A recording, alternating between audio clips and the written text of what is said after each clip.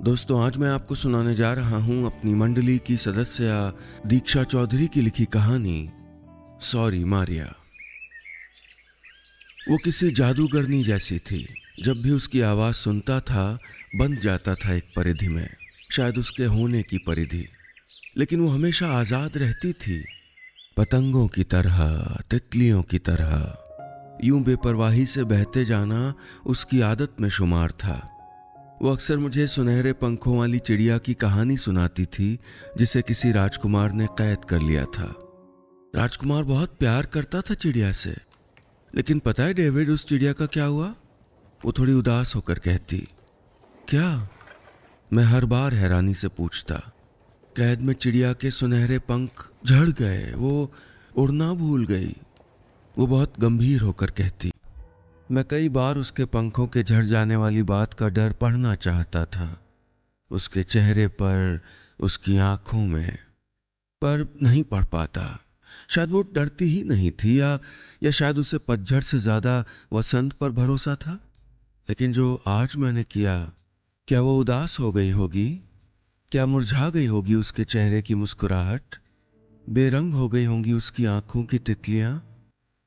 Waiter आया और मेरे सामने एक कॉफी रख गया, मुस्कुराते हुए। मैंने मुंह फेर लिया। मैं और मारिया अक्सर यहाँ आते थे। मारिया की एक्स्ट्रा शुगर वाली कॉफ़ी सर्व करते हुए ये वेटर हमेशा ऐसे ही मुस्कुराता था और वो भी मुस्कुराकर थैंक यू कह दिया करती थी। मैंने एक बार फिर से खुद को उसके ख्याल में उलझा हुआ पाया। क्या सच में एक पल भी नहीं रह सकता था मैं उसको सोचे बिना? मैंने खुद से सवाल किया। शायद नहीं रह सकता था मैं। मेरे मन में, मेरे ख्यालों में उसका वजूद बहुत गहरी जड़ें जमा गया था। तो फिर क्या सोचकर निकल आया था उसके घर से? क्यों वादा कराया था खुद से कि अब कभी नहीं मिलूंगा उससे? तंग करने वाले इन सवालों से उलझते हुए मैंने कॉफी का एक घूंट भर लिया। आज पूरा कैफे खाली था। इस समय शायद रोज खाली रहता होगा। मैं और मारिया इस समय नहीं आते थे यहाँ। इस समय तो हम पेरिस के बीचों बीच सेन नदी के किनारे बैठे रहते थे। उसके गिटार की धुन और बहते पानी की आवाज का आपस में घुलना कितना प्यारा लगता था। अगर आत्मा में प्रेम के घुलने का कोई स्वर होता तो शायद बिल्कुल वैसा ही होता। वो खुद भी ऐसे ही घुली थी मेरे जीवन में। मैं कॉफी के घूंट भीतर गटकता जा रहा था और अतीत के कुछ घूंट मेरे हलक में वापस आ रहे थे। वो सुंदर अतीत जब मारिया मेरी जिंदगी में आई। मैंने अपनी कॉफी खत्म की और शीशे के बाहर देखने लगा। शाम का धुंधलका रोशनियों तले छुपने लगा था। इस पहर पेरिस सितारों से सजे ड्रीमलैंड सा लगता था और दूर चमकता आईफल टावर किसी जगमगाते ख्वाब जैसा। मारिया को बहुत पसंद था इसे यूं ही घंटों निहारते रहना। मैं अतीत की तलहटी से फिर वो पल छांटने लगा जिनमें मारिया मेरे साथ थी। बिल्कुल किसी मन्नत की तरह मिली थी वो मुझे, पर वो थी मुझसे बिल्कुल अलग, या यूं कहूं बिल्कुल विपरीत दुनिया में जीने वाली लड़की। कैफे की इस विंडो सीट से लेकर जिंदगी के इंटीरियर तक कुछ भी ऐसा नहीं था जिसमें हमारी पसंद मिलती हो। मुझे किसी कोजी कॉर्नर में दुबकना पसंद था और उसे खुली खिड़कियों से मौसम देखना। मैं पॉप म्यूजिक पसंद करता था और वो क्लासिकल फ्रेंच में डूब जाना। मैं रविवार की सुबह बिस्तर में बिताना चाहता था और वो हमेशा यूरोप के किसी सुंदर शहर में अपना वीकेंड प्लान करती थी।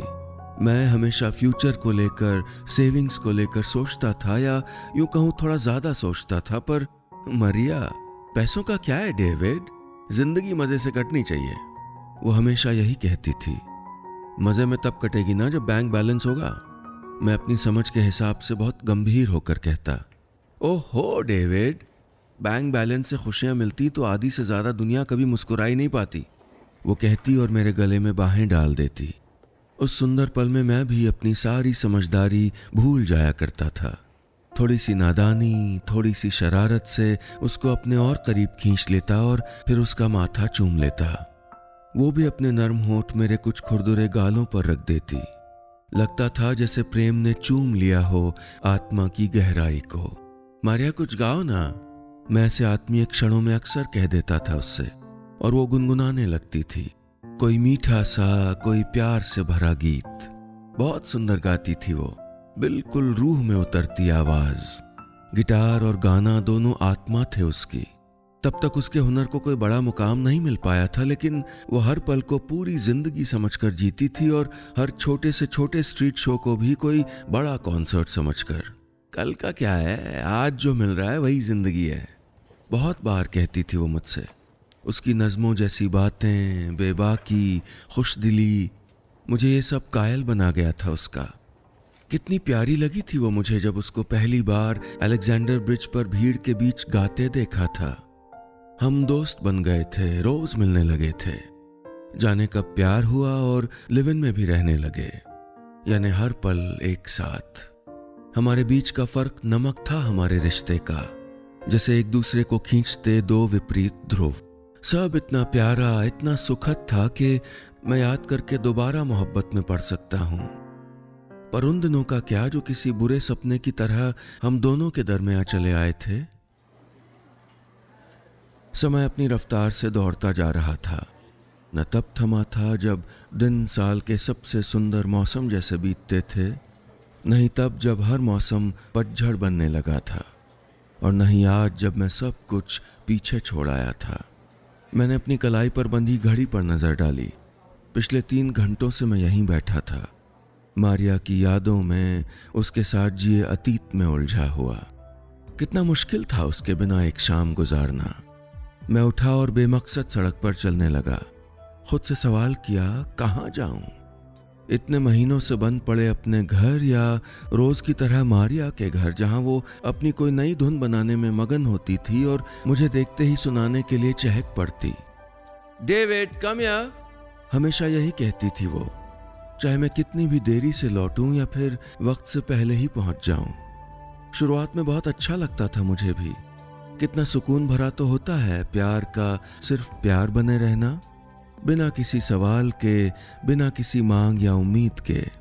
लेकिन मैं शायद थोड़ा हक, थोड़ी सी बंदिशें चाहने लगा था कि वो सवाल करे मुझसे, वो मैं घर से लौटूं तो पूछे, डेविड कहाँ थे तुम? पर वो नहीं करती थी ये सवाल, नहीं जताती थी मुझ पर अपना हक, और यही बेफिक्री मेरे भीतर जाने क्या बोने लगी थी। मैं कुछ परेशान रहने लगा था, या यूं कहूं कि मारिया को लेकर इनसिक्योर फील करने लगा था। मैं चाहने लगा था कि वो बदल दे खुद को, कि मेरी पसंद के हिसाब से ढल जाए। जब मुझे ऑफिस से छुट्टी मिले तो वो अपना पूरा वक्त मेरे साथ बिताए और हम मेरी पसंद के किसी रेस्टोरेंट में डिनर करें, मेरी पसंद की कोई फिल्म देखने जाएं। David, you know I don't like movies. David, फिर चलेंगे ना डिनर के लिए, आज मेरा शो है। ये सुनते सुनते मैं घुटने लगा था भीतर ही भीतर। भला ये कैसा साथ रहना हुआ? पर उसकी कोई गलती नहीं थी इसमें, वो तो ऐसी ही थी हमेशा से। नहीं कर सकती थी वो अपनी पसंद नापसंद से समझौता, और ये मैं पहले दिन से जानता था।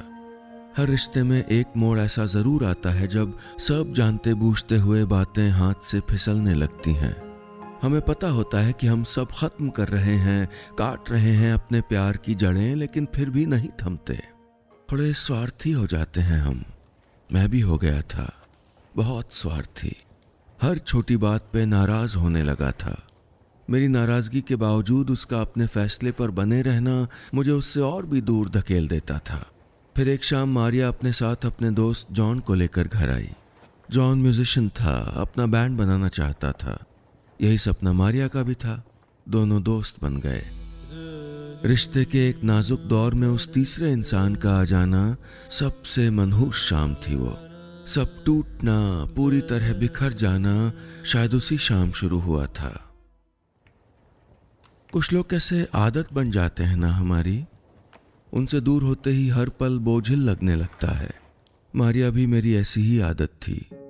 हम पिछले 2 साल से साथ थे। बहुत बार हफ्तों एक दूसरे से दूर रहते थे, कभी मेरे काम के कारण तो कभी उसके किसी शो की वजह से। लेकिन फिर मिलने के वादों के साथ बिछड़ना मुश्किल कहाँ होता है। I'll see you, Maria. इन शब्दों पर जब भी दूर हुए तब एक आस बची रही फिर मिलने की, फिर से ढेर सारा वक्त उसकी गोद में सर टिकाकर बिताने की। लेकिन इस बार कुछ कह के नहीं आया था मैं, बस एक नोट छोड़ाया था उसकी किताब में, वहीं जहां एक बुकमार्क लगा था। When you fall in love, it is a temporary madness। उस बुकमार्क वाले पेज पर लिखा था। मुझे मारिया के घर से आए 3 दिन बीतने को थे। वो अपने कॉन्सर्ट से लौट आई होगी उसने पढ़ लिया होगा वो नोट। तो क्या एक बार भी मुझसे मिलने की कोशिश नहीं करेगी वो? मेरे दिन इन्हीं चंद सवालों में उलझे से बीतने लगे थे। मुझे वो दिन याद आ रहे थे जब मारिया और जॉन कुछ ज्यादा ही वक्त साथ बिताने लगे थे। मैं ऑफिस से घर लौटता तो जॉन वहीं मिलता। यू कैन जॉइन अस, वो कहता तो मुझे लगता जैसे मैं बहुत दूर किसी किनारे पर खड़ा हूं और अपनी मारिया को किसी और के साथ बहते हुए देख रहा हूं और मुझ पे तरस खा के मेरी तरफ हाथ बढ़ाया जा रहा है। मारिया और जॉन बिल्कुल एक जैसे थे। उनके शौक, लाइफ में उनके लक्ष्य, उनकी आदतें, उनके सपने, सब कुछ। दुनिया के सारे कलाकार शायद ऐसे ही होते होंगे, एक दूसरे से थोड़ा या फिर हूबहू मिलते जुलते। मारिया हमेशा जॉन की बातें करती रहती थी। वो बहुत अच्छा पियानो प्ले करता है, हम शो के लिए जा रहे हैं, सब जॉन की वजह से हो रहा है, he gave a direction to my dreams, वगैरह वगैरह वगैरह। अब मैं और मारिया जरा सा वक्त भी अकेले नहीं बिताते थे। जॉन कभी मारिया की बातों से हमारे बीच घुस आता तो कभी मेरे ख्यालों में दस्तक देने लगता। उस रोज पूरे 2 साल हो गए थे हमको साथ रहते। मैंने छत पर कैंडल लाइट डिनर प्लान किया था, डेकोरेशन से लेके म्यूजिक तक सब उसकी पसंद का। मगर मारिया तो घर ही नहीं आई। उसे इतना खास दिन भी याद नहीं रहा, या ये दिन उसके लिए अब खास ही नहीं रहा था। अब वो लौटी तो मैंने कुछ नहीं पूछा उससे और न ही कुछ बताया, बस अंदर ही अंदर घुटता रहा। फिर उस दिन मैंने जॉन और मारिया को ही बात करते सुना था कि उस रात वो दोनों साथ थे। Had a great time John, no need to say sorry, Maria ने उसके गले से लगते हुए कहा था और मैं दरवाजे की ओट में खड़ा जैसे बिखर गया था। हम दोनों के इतने खास, इतने अहम दिन वो जॉन के साथ क्यों थी?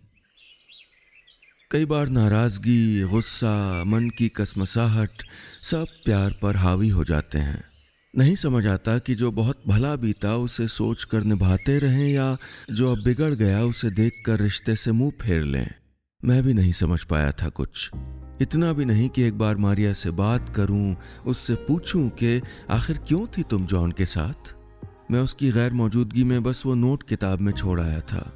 उसमें कांपते हाथों से लिखा था, I hate you Maria, goodbye. Concert से लौटने के बाद मारिया ने कई फोन किए, मैसेज किए, पूछती रही कि आखिर क्या हुआ है। लिखती थी, मुझसे कोई गलती हुई है तो बताओ डेविड, पर ऐसे दूर मत करो खुद से, नहीं आता मुझको तुम्हारे बिना जीना। मुझे भी कहाँ आता था उसके बिना जीना। अपना घर काटने को दौड़ता था। पर्दों के फीके रंग देखता तो उसके घर के चटख रंगों वाले पर्दे याद आ जाते। सूनी बैल्कनी देखता तो उसका गार्डनिंग का शौक याद आ जाता। कितना बेरंग, कितना उजड़ा सा हो गया था सब कुछ, सिर्फ उससे अलग होने के कारण। जैसे जीवन के सारे रंग उस लड़की की आंखों में ही बसे थे, या फिर उसकी चमकती मुस्कुराहट में।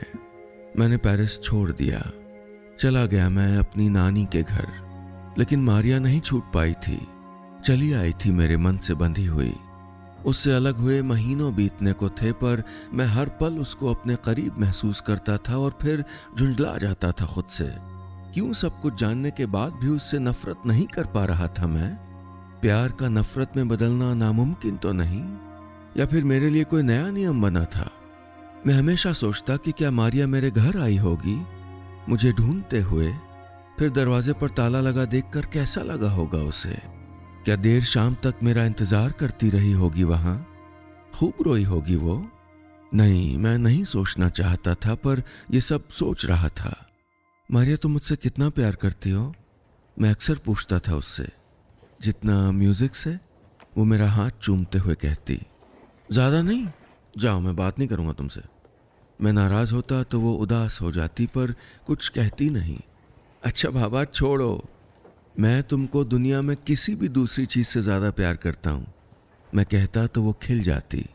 हमेशा ऐसे ही रहना डेविड, वो कहती और मेरी बाहों में सिमट जाती। क्या उसे पहले से अंदेशा रहा होगा मेरे बदलने का? मैं अक्सर सोचता और फिर खुद से कोफ्त होने लगती। घंटों चर्च में बैठा रहता, लेकिन प्रेयर करने की कोशिश करता तो सिर्फ एक नाम जुबान पर आता, मारिया। नहीं जी सकता मैं मारिया के बिना, अब मैं लौट जाऊंगा। एक रोज मैंने फैसला कर लिया, लेकिन क्या मारिया अब तक रुकी होगी मेरे लिए? 2-3 महीने से तो उसका कोई मैसेज भी नहीं आया था। कहीं वो भूल तो नहीं गई मुझे। मैं अब अपने ही बोए से डर रहा था। मारिया थोड़ी बेपरवाह थी पर मुझसे प्यार करती थी, बहुत सारा प्यार। मैंने महसूस किया था उस प्यार को उसके साथ रहते हुए भी और अब साल भर उससे अलग रहने पर भी। मुझे जीवन का सबसे लंबा साल लगा था ये। उसकी जिस बेपरवाही पर मैं दिल लुटाता था, जो बेफिक्री मुझे सबसे प्यारी थी, जिसके बिना बंदिशों वाले प्यार को नेमत समझता था, उसी को छोड़ आया था मैं। क्यों भरोसा नहीं कर पाया था मैं उस पर? अब मुझे एहसास था अपनी गलती का, उस तकलीफ का जो मैंने खुद से भी कहीं ज्यादा मारिया को दी थी। मैं लौट रहा था आज उसके शहर में, उसके घर में। नहीं जानता था कि वो क्या करेगी मुझको देखकर, गले लग जाएगी या मेरे मुंह पे दरवाजा बंद कर देगी। पर मैंने सोच लिया था कि कह दूंगा उससे, कह दूंगा कि मारिया, मुझे तुम्हारा जॉन के साथ रहना जरा भी अच्छा नहीं लगता। अगर तुम्हें वो इसलिए पसंद है क्योंकि वो म्यूजिशियन है, आर्टिस्ट है, तुम्हारे जैसा है, तो ठीक है, मैं भी बन जाऊंगा तुम्हारे जैसा, गाना बजाना सब सीख लूंगा। पर प्लीज प्लीज मुझे अपनी जिंदगी की सारी जगह दे दो। मैं तुम्हारे जीवन का एक भी कोना किसी दूसरे की मौजूदगी से भरा हुआ नहीं देख सकता। जानता हूं किसी और के जैसा हो पाना मुश्किल है, अपने को किसी के लिए यूं बदलना, पर मैं कोशिश तो कर सकता था अपने प्यार के लिए, मारिया के लिए। मैं आधे घंटे से मारिया के घर में बैठा था। वो चुपचाप मेरे सामने बैठी थी। ढेर सारी बातें करने वाली मारिया एकदम चुप, चेहरा बेनूर, आंखें कैसी खाली खाली, होंठ पपड़ाए हुए। लगता था बहुत दिनों से मुस्कुराई नहीं होगी। मुझे देखकर न हैरान हुई न गुस्सा किया। आओ ना, ऐसे कहा जैसे मैं ऑफिस के लिए निकला था और शाम को लौट आया हूं। कैसी हो, ठीक हो ना? जब चुप्पी बोझिल होने लगी तो मैंने कहा, मुझे क्या हुआ है? उसने बिना मेरी तरफ देखे कहा, तुम्हारे कॉन्सर्ट वगैरह कैसा चल रहा है सब? मैंने अपना भर्राता हुआ गला संभालने की पूरी कोशिश की। मैं अब नहीं गाती, उसने एक बुझा सा जवाब दिया, बिल्कुल सहज स्वर में। क्या तुम गाती नहीं? मुझे लगा जैसे किसी ने खींच कर मेरा दिल निकाल लिया हो। ये तो यूं हुआ कि कोई सांस लेना छोड़ दे। जिस मारिया की आत्मा गाने में थी वो गाना नहीं गाती, या शायद प्यार ही था उसके जीवन का संगीत और छीन लिया था मैंने उसका प्यार, उसकी आत्मा, उसका संगीत। मैं मारिया जैसा बन जाने के लिए लौटा था, लेकिन ये लड़की, ये तो कब की मेरे जैसी बन चुकी थी। मेरे सीने में तेज दर्द महसूस हुआ और मैं उठकर उसके पैरों के पास जमीन पर बैठ गया। मुझे माफ कर दो Maria, I am sorry, I am really really sorry Maria. मैं फूट फूट कर रो रहा था, जाने कितनी देर रोता रहा। मारिया कुछ नहीं बोली, बस अपनी गोदी में टिके मेरे सर पर अपना चेहरा टिका दिया। उसकी धीमी सिसकियां सुनता रहा मैं, पर कानों ने अब भी एक शिकायत नहीं सुनी, ना ही कोई सवाल। उस शाम फिर सेन नदी के शोर ने उसके गिटार की मीठी सी धुन सुनी थी और उसका हौले से गुनगुनाना भी। मेरे जीवन की वो सुनहरे पंखों वाली चिड़िया फिर चहचहा रही थी।